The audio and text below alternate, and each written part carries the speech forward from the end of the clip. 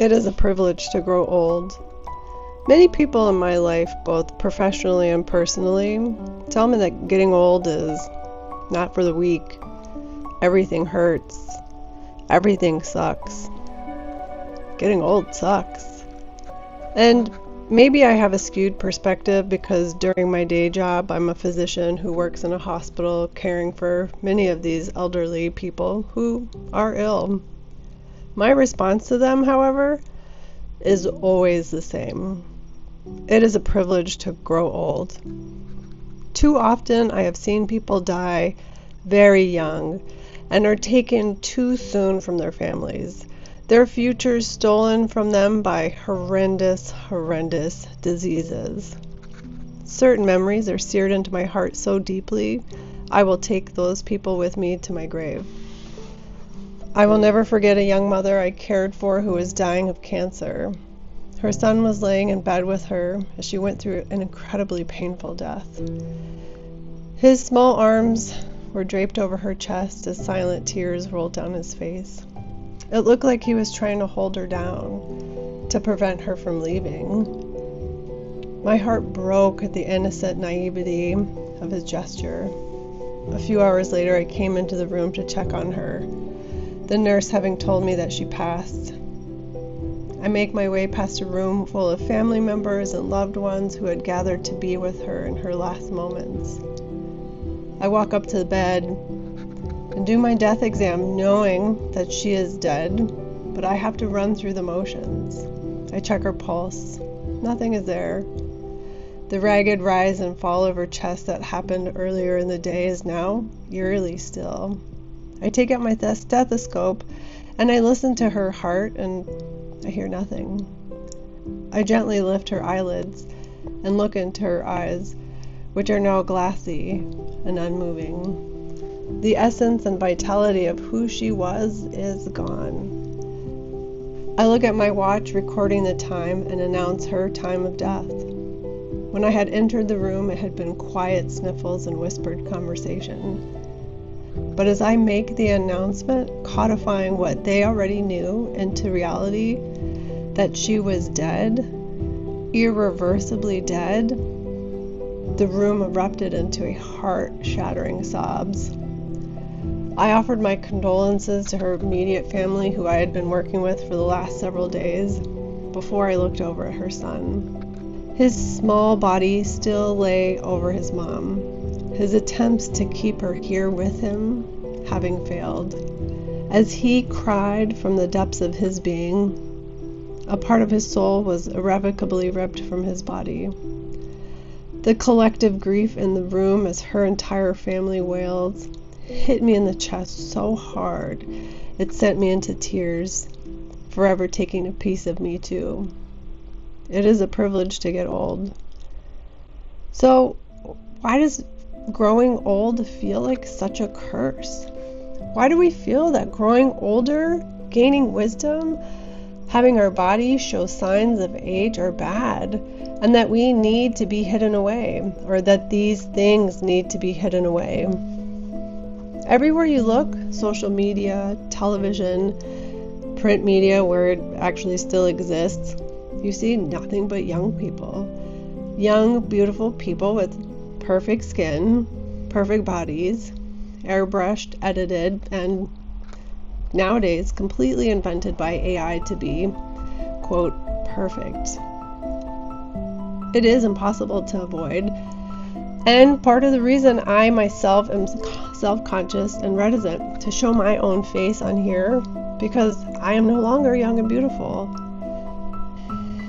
I feed myself this false narrative of, how could I possibly get a following as a middle-aged woman? Will my furrowed, unbotoxed brow and wrinkles make people less interested in my art and click away? Will they click away before they even have a chance to look at my art because I'm too old? I'm too wrinkled? Who would want to look at me? Hear from me or hear my opinions, thoughts, hopes, or dreams? Wouldn't you rather just look at my art and not the artist because I no longer fit this mold of what we conceive of as youth and beauty? And when I hear myself reciting these false narratives, I have to ask myself, where does this come from? Well, the answer is obvious. Society and culture. We live in a world where the youth and beauty get center stage. And once you get to a certain age, you are boxed up and put on the back shelf, packed away out of sight. I was at work the other day, walking down the stairs, thinking about how we as society treat getting old. And then it dawned on me that we don't actually know how to deal with getting old and the changes it has on our body from an aesthetic side, because it really hasn't been until modern times that we as humans have actually gotten old. In the 1800s, the average lifespan was only 40 years old. 40 years old. It wasn't until the 1900s that we started to see the average lifespan continue to increase owing to germ theory. Once we figured out what germs were, we started to develop systems of public health that led to dramatic increases in lifespan. Then came antibiotics. With that discovery, we were able to treat simple infections that people would normally die from. Think about an infected wisdom tooth, pneumonia. All of these things essentially curable diseases now. Could you imagine somebody dying from an infected tooth? No way. I use antibiotics every day at work, and I take them for granted because I'm so used to having someone come in on the brink of death, and with a few infusions of IV antibiotics, the person is better and can live to see another day. Of course, there are other things that affect lifespan like nutrition, exercise, but the point is that it wasn't until recent human history that we have had a dramatic increase in lifespan. Currently, the average lifespan is 79 years old. This is a 39-year difference when compared to the 1800s. For those of you who are in your 30s, can you imagine that being it? For those of us beyond our 30s, just think about how our bodies have changed since that time. For those of us beyond our 30s, I know mine has. That 39-year difference between 40 and 79 is a lot of years for our bodies to change. We get wrinkles, we develop brown spots, our bodies start to hunch over, our bodies sag, and we start to get aches and pains in a way we never used to. Even though over the last 200 years, many generations have gotten used to the idea of living longer, the collective memory in society and culture hasn't really changed. The vision of youth has persisted and has remained the center point. We have remained fixated on youth as the world and society around us are aging. I know I have personally felt the draw to look younger for as long as possible. I've felt the need to hold back the inevitable. I get that pressure from all directions. Everything I consume in media, as well as from my own friends. I can break my friends and peer pressure down into two categories. Those who want to get Botox to treat their wrinkles and stop the signs of aging, and those who want to get it while they're still young to prevent the wrinkles from happening in the first place. After much debate and self-reflection, I have opted not to get cosmetic Botox. I want to see my face age and change.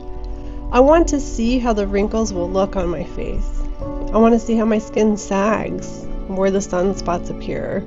And I want to see how long I can stay strong, how long I can walk, how long I can work, and honestly, how long my mind stays with me. This is an extraordinary time to be living in. We have the means to keep people alive well beyond what we thought was possible. And while society is still learning what to do with aging and how to delay it, I will fully embrace it because it is a privilege to get old.